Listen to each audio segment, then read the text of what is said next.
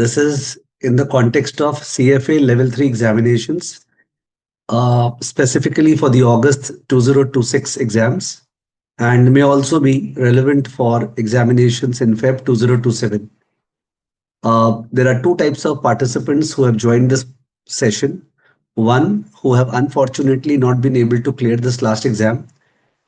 Some people by a thin margin, some by a thick margin, some by a very thick margin.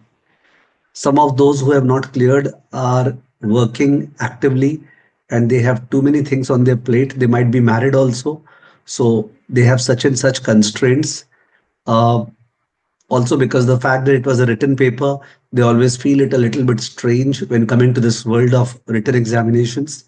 While others may have reached the doorstep but just could not enter the door. Okay, a borderline situation. The few with whom I have interacted over the last 3-4 days in the form of messages received from them, I have been extremely pained because they are working at a very high profile role. They are working at top banks, they are working at RBI, they are working at SEBI, they are working at fund houses, and they are very articulate. And still, they could not clear by a certain margin. There were people from outside India actually who had taken our classes and who have not cleared.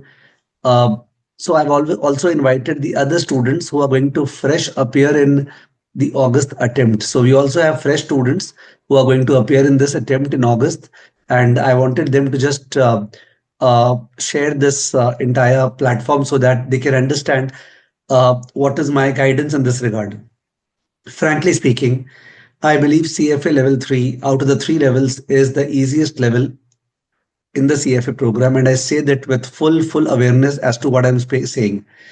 As compared to the stuff which is at level 2, which people are not aware when they enter level 2, stuff of level 1 where people are not aware about what CFA program is.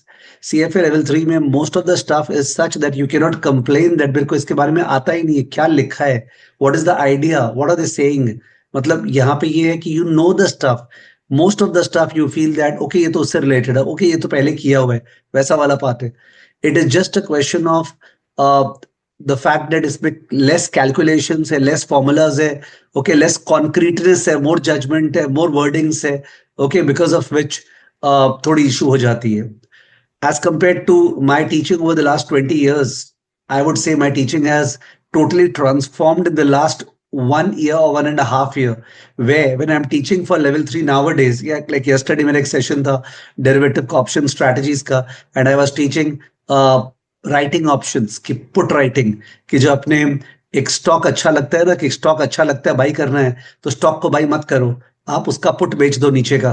तो आप put बेचोगे तो उस case में you pocket a certain premium and उसके बाद you wish that the stock doesn't go down and you pocket the premium. If the stock goes down, you are ready with the cash to buy the stock. So your objective is fulfilled and more efficiently. Cash secured put. Okay, but I did not teach it a lot. मतलब मेरे को पढ़ाना नहीं पड़ा, बताए क्यों? Because I was ready with around 3 or 4 item sets on the same. ठीक है, तो I set the stage for it in 5 minutes and straight away we started with the item sets. So people were straight away exposed to the type of language which comes in the exam and they were applying the same and I was seeing the participation. But we are not nowadays in level 3 especially teaching a topic per se. CDS, okay, credit default swap ka, I recently taught around 7 classes of 40 minutes each. 7 classes of 40 minutes each, in which we did around 28 item sets of CDS. Each and every aspect written in the study mat was covered, and I didn't teach it at all. मेरे को लगा मैं पढ़ा ही नहीं हूँ. मेरे को लगा अपने साथ पे क्वेश्चन सॉल्व कर रहे हैं.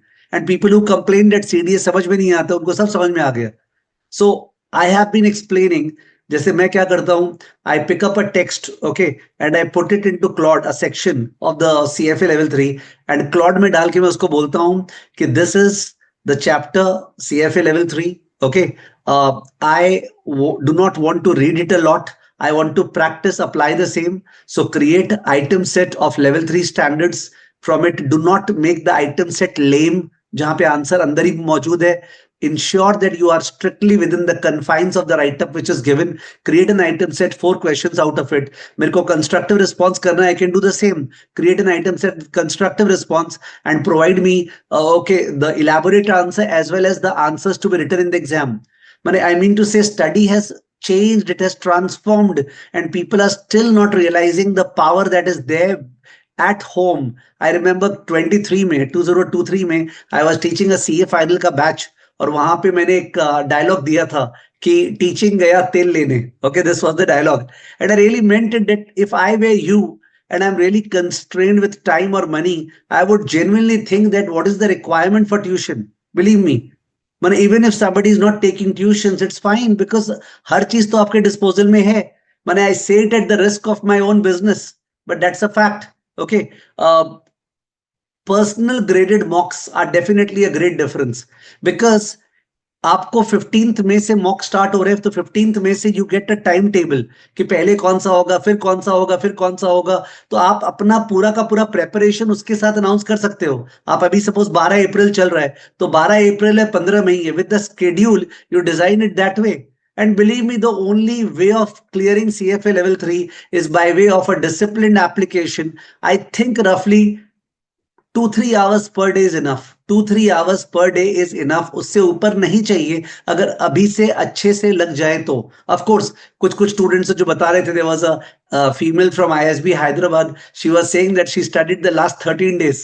So those are exceptions. If you are belonging to that category, वो एक अलग बात altogether.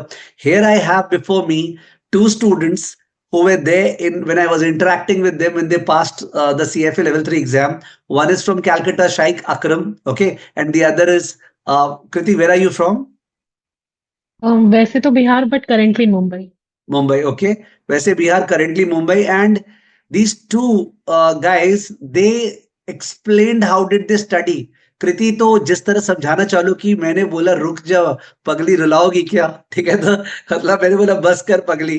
तो I deliberately have brought them on 4, because मैं बोलता हूं ना थोड़ा मोनोटोनस लग जाता है. सर तो वही चीज बोल रहे हैं, ये लोग कैसे पास हुए, ठीक है ना. How has Kriti passed, what's her experience, उसको प्रैक्टिकल मार्केट्स का आइडिया क्या. कृति, आई रियली लव दैट आप ये बताना कि मेरे को प्रैक्टिकल मार्केट्स का ये आइडिया, मेरा ये एक्सपीरियंस या नहीं है, जिससे इनको पता चले कि जो लोग उस तरह से बैठे हैं ना कि बहुत जोर का अगर एक्सपीरियंस है तो ही लेवल 3 हो सकता है, ठीक है, तो भाई बेटर है, और हो सकता है आप फॉलो करते हो क्या markets. Please I require you to be humble and very transparent without thinking that anybody is judging you. जो जज करे वो जज करता रहे, वो जज ही करता रहेगा और कुछ करेगा नहीं.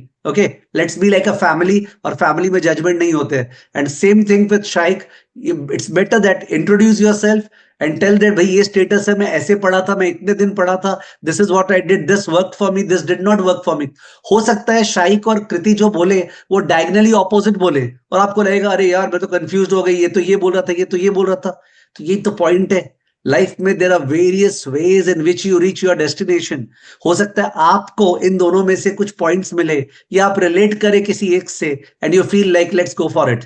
तो in that case that's the purpose of this one. I did not want it to be a directional guidance from my side. Okay, Abhishek, Akshat, Aman, Anisha, Ashish, Atishay, Bhavya, Catherine, Devang, Dharan, Dhruv, Gurjot, Himanshu, Bartwal, then Vikash, Shuyash, Shruti, Shivik, Sharan, Yukti.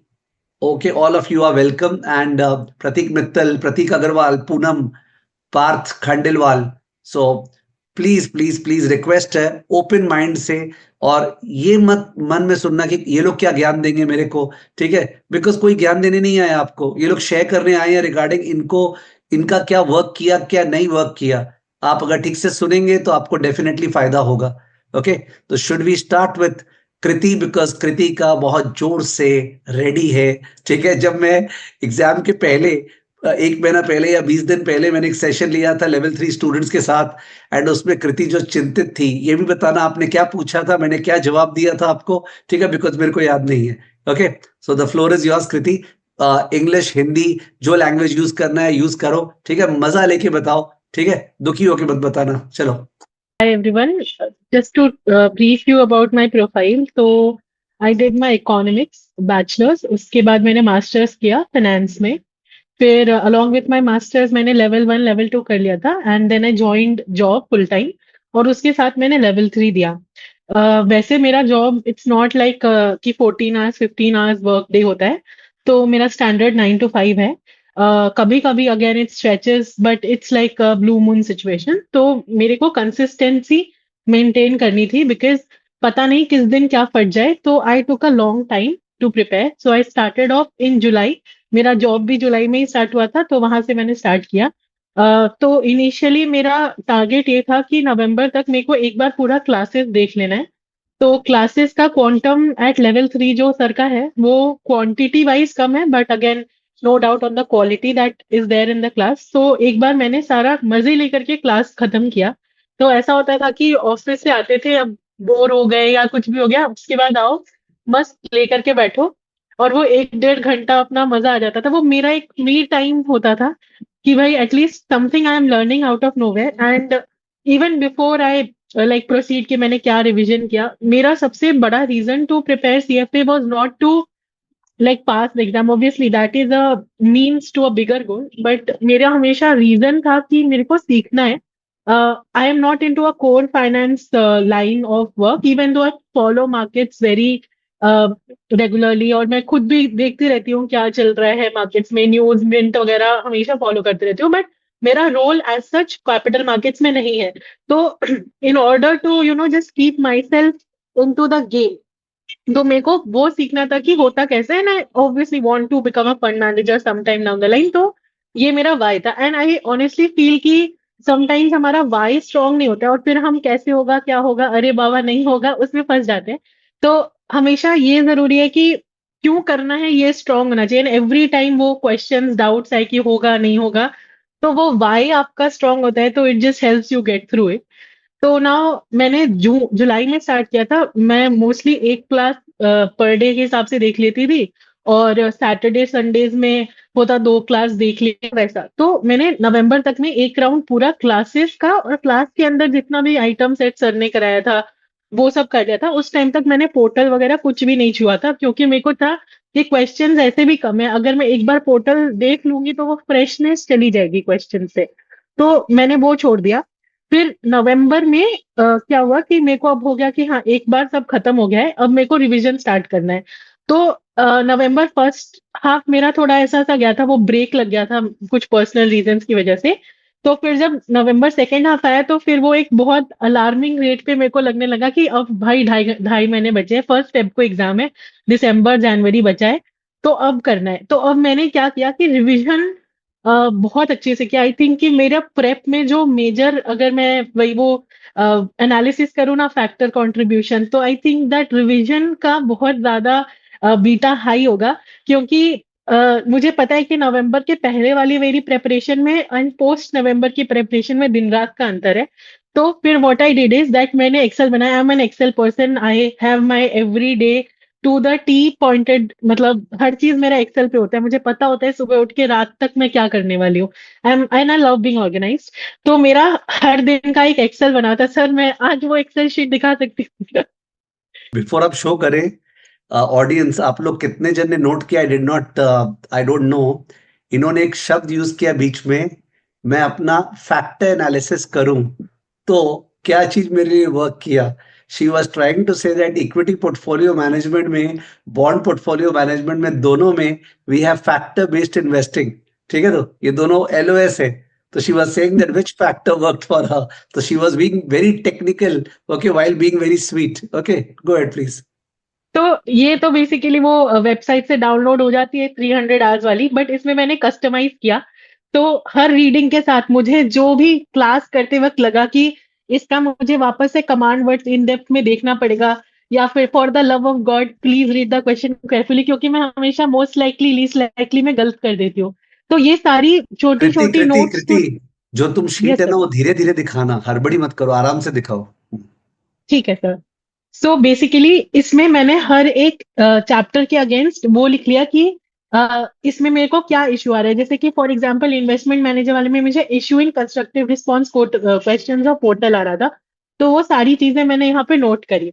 उसके बाद जो main चीज मैंने करी वो ये था कि 27/11 मतलब exactly 2 months before my exam मैंने हर दिन मतलब वीकली टास्क बना लिया था कि मुझे ये रिवाइज करना है, ये मॉक देना है। तो सर का भी पैरेलली वो वाला मॉक स्टार्ट हो गया था, तो मैंने अलाइन किया अपना रिवीजन का उनके मॉक के साथ, ताकि वो जो 2-3 दिन का विंडो रहता है उसमें मैं दे सकूं आराम से मॉक। तो मैंने हर दिन का एकदम डेट बाय डेट किया, जिस दिन नहीं पढ़ा उस दिन लिख दिया कि आज पढ़ाई नहीं हुई, जिससे मुझे पता चले कि मैं कितना कंसिस्टेंटली इस चीज को फॉलो कर पा रही हूँ। और रात मतलब उसके बाद जो सेकेंड हाफ था, मतलब यानी कि 1 जनवरी से 1 फरवरी, उसमें तो मैंने सिर्फ mock revision mock revision mock revision ही किया है। तो उसमें सर के दोनों मॉक्स आ गए, 3rd और 10th जनवरी को था ना सर आपका पहला फुल मॉक और दूसरा फुल मॉक, तो वो आ गया। और उसके बीच में मैंने सीएफए के भी मॉक्स दिए। तो जब मैंने ये मॉक दिए, तो जैसे ही मॉक देने के बाद आई डिड नॉट जस्ट बिकम कि हाँ मॉक दे दिया इतना मार्क्स आ गया हो गया। तो फिर मैंने ये किया, मैंने हर एक मॉक को इन डेप्थ एनालाइज किया। सो 10 मॉक्स into approx 40 question is that's 400 question at your disposal, जिसपे तुम्हें पता है कि मैंने क्या सही किया, क्या गलत किया, क्या गलती हुई कंस्ट्रक्टिव रिस्पॉन्स में। So I took that 400 question as my bible, and मैंने उसको मैप किया कि कौन से सब्जेक्ट के कौन से टॉपिक से आ रहा है, and if I am getting it wrong Y. एक सर का सेशन था जिसमें सर ने बोला था कि आपको अराउंड 90+ तो टारगेट करना चाहिए and score wise, and मॉक्स MCQs की एक्यूरेसी अराउंड 75 to 80% होनी चाहिए, बिकॉज कंस्ट्रक्टिव रिस्पॉन्स का नहीं पता ना हर टाइम पे। मतलब एक क्वेश्चन मार्क रहता था मेरे दिमाग में कि सही जा रहा है नहीं जा रहा है, तो आई मेड श्योर कि एमसीक्यू में तो नहीं गलत करना है।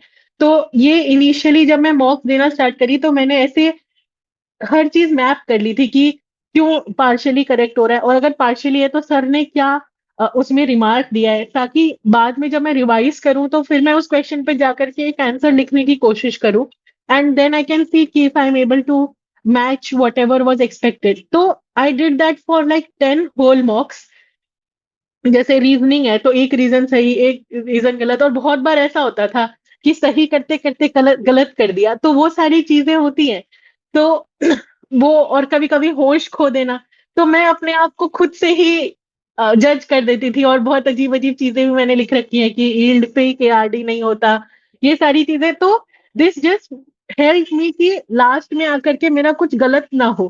तो एथिक्स एक बहुत बड़ा क्वेश्चन मार्क होता था। तो फिर मैंने क्या किया, सर ने भी जो मॉक्स में क्वेश्चन दिए थे, फिर उसको चैट जीपीटी में डाला और बोला कि अब जितना सिलेबस है सीएफए का एथिक्स का, भाई दे दे क्वेश्चंस। तो वो हर एक केस स्टडी को उठा उठा के उसने 10-10 15-15 क्वेश्चंस दिए। तो मैंने वैसे करके एथिक्स किया, और सारा मॉक एनालिसिस कर करके पूरा पार लगाया रिवीजन को। फिर जब ये सारी चीजें करी, तो एक मतलब एक ऐसी शीट बना ली थी जिसमें कितना स्कोर आ रहा है, कौन सी एक्यूरेसी है, कितना गलत हो रहा है, कितना सही हो रहा है, जिससे पता चले कि गलत कहाँ हो रहा है। तो एंड एंड में आते आते एमसीक्यू तो सॉर्टेड हो गया था, 75% एंड अब भी हो रहा था, और कंस्ट्रक्टिव रिस्पॉन्स में भी काफी हद तक वो दिख रहा था कि एक्यूरेसी सही है मेरी। तो ये प्रोसेस था। चैट जीपीटी तो जैसे सर ने बोला बहुत भर भर के यूज किया मैंने, फ्री सब्सक्रिप्शन लिया था, खरीदा वरीदा तो था नहीं। तो उसमें एक चीज जो मैं करती थी कि क्वेश्चंस कम है तो एथिक्स उठा करके या ऑप्शंस वगैरह वाले जो टॉपिक्स होते हैं, तो अब मैं ऑफिस में भी अगर बैठी हूँ तो अब नहीं कर सकते कुछ खास। वैसे तो मैं पढ़ लेती थी ऑफिस में, I was given that freedom अपने ऑफिस में, I am thankful to my manager for that. तो मतलब मैं ना ऐसे डाल देती थी जैसे पीडीएफ शेयर वाला, कि अब इसका हाई लेवल क्वेश्चन दो, तो वो देते थे, प्रैक्टिस हो जाती थी। और अगर कोई टॉपिक नहीं समझ में आ रहा है, या जैसे वो जनरल फीडबैक जो पोर्टल में लिख के आता है आंसर में, तो मैंने जो अपना आंसर दिया वो डाला, जनरल फीडबैक डाला, और उसके बाद बोल दिया कि भाई ये पूरा आंसर नहीं है, think like a CFA evaluator. And उसको बता दिया कि मैं ऐसे भी लिखूंगी तो भी सही है, मतलब उसको पूरा अच्छे से बता के पढ़ा लिखा के बैठाया, तो वो दे रहा था रिस्पॉन्स। तो वो सारी चीजें थी। और एक चीज जो मैं बोलना चाहूंगी कि लास्ट लास्ट तक मॉक में मेरे को 110 छू गया, लेकिन जिस दिन मैं पेपर देके आई थी, फिर मैंने एक बहुत लंबी हनुमान चालीसा सर को लिखी कि भाई सर मेरे को तो नहीं लग रहा है कि द शिप है संकन, ऐसे करके पूरा एकदम विलियम शेक्सपियर झाड़ा था मैंने, लंबा चौड़ा मैसेज। तो सर मेरे को एकदम उम्मीद नहीं था कि मेरा निकलेगा। लेकिन एक ये चीज जो थी वो थी कि जितना मैंने पढ़ा था ना, मुझे पता है कि अगर मुझे आज नहीं भी निकलता तो भी I could have done nothing differently. ये मेरा मैथ्स था, आज तक इतनी अच्छी पढ़ाई तो मैंने कैट के लिए भी नहीं करी। तो मेरे को उस चीज में सेटिस्फेक्शन थी, and that is I think that result आया मेरा बहुत मतलब ठीक था, हो गया, अच्छा है, गुड। मतलब भगवान जी से फेथ नहीं उठा एंड ऑल दैट, बट मेरे को ये था कि मेहनत मैंने पहले ही कर ली थी, तो आई वाज लाइक कि I am satisfied with my efforts. तो वन थिंग इज कि हर बार ना वो रिग्रेट फैक्टर हम लोग की लाइफ में रहता है, तो मेरे को था कि रिग्रेट नहीं लाना।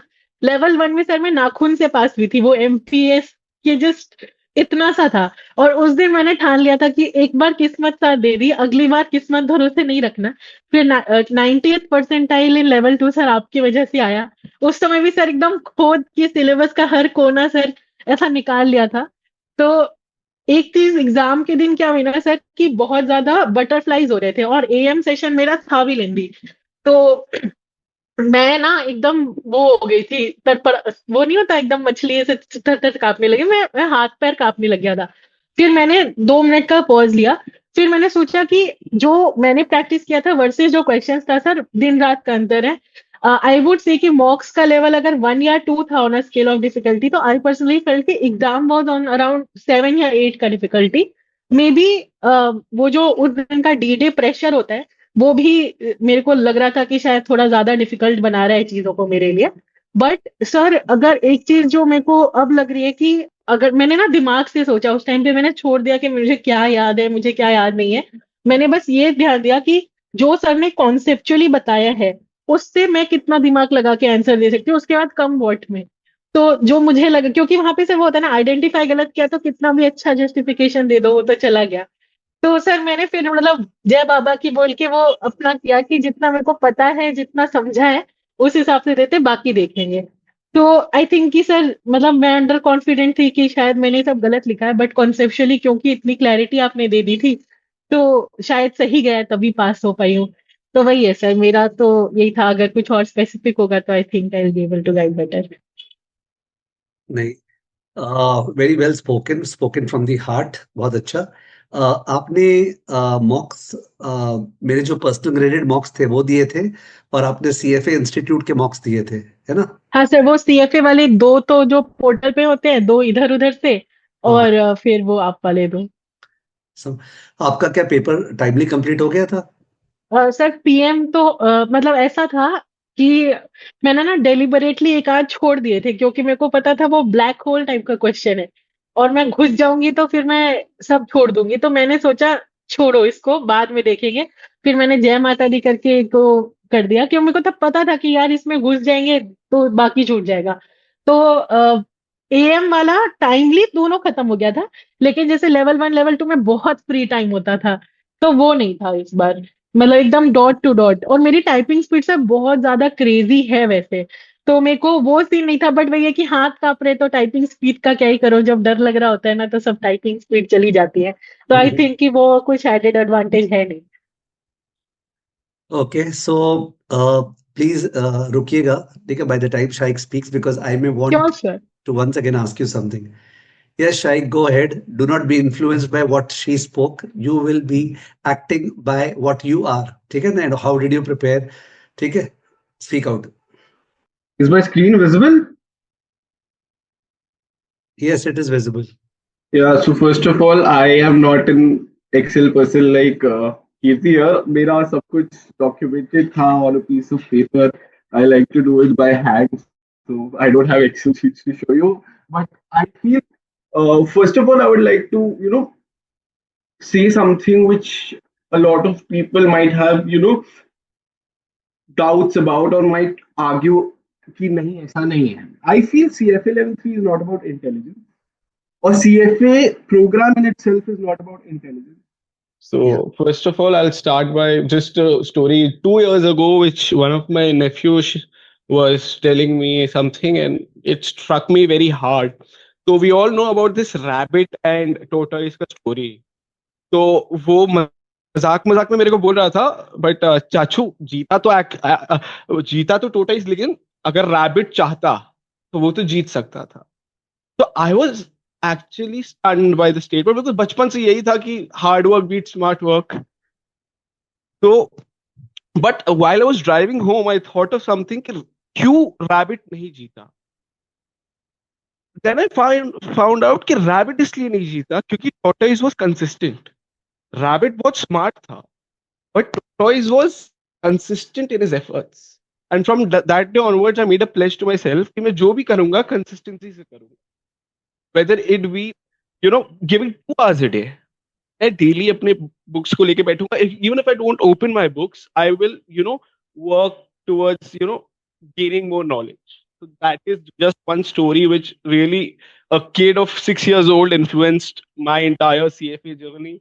So I think first lesson here is कि आप lessons कहीं से भी ले सकते हो.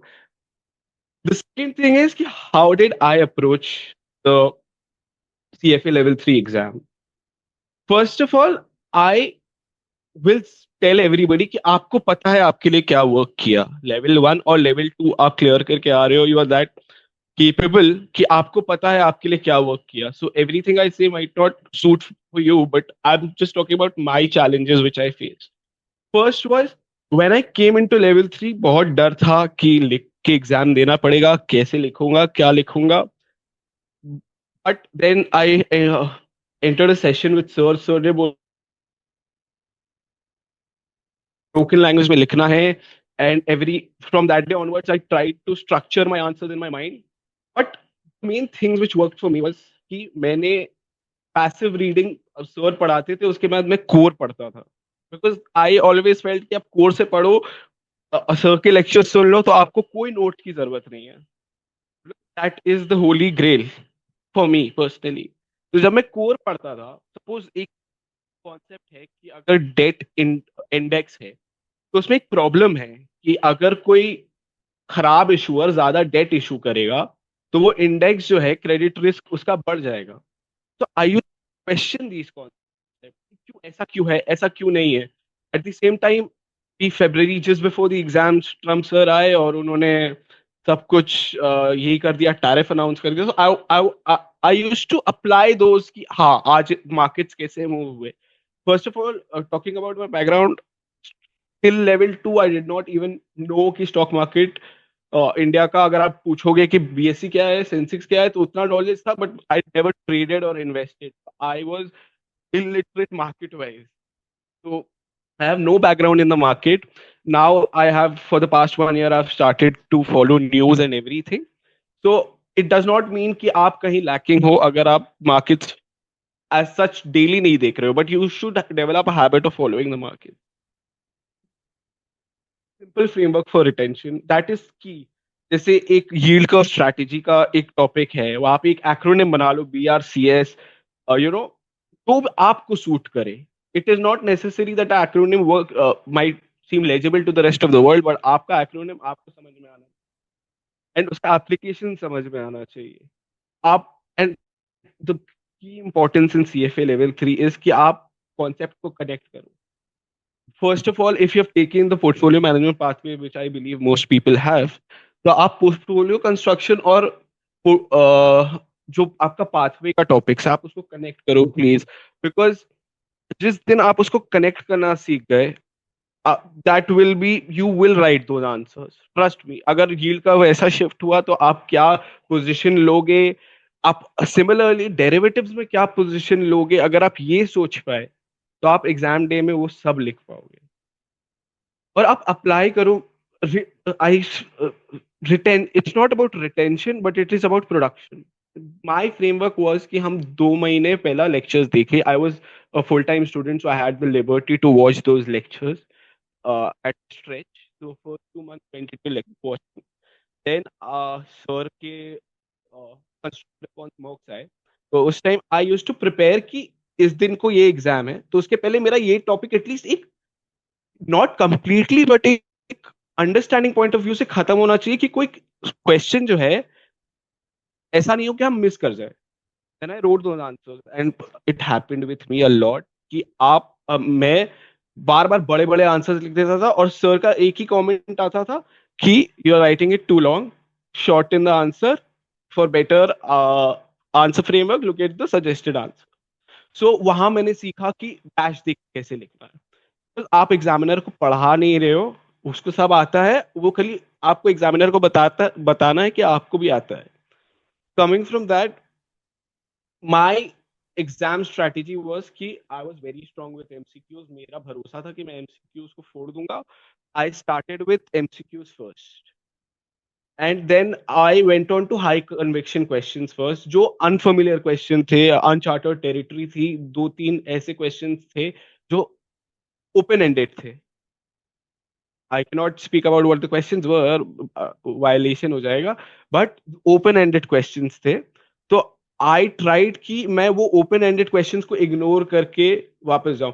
And the main thing is कि आप अपने आप को at least 3 महीने दे revise करने के लिए, if not 3 months, if you do not have the luxury of time, but at least 1.5 months दो।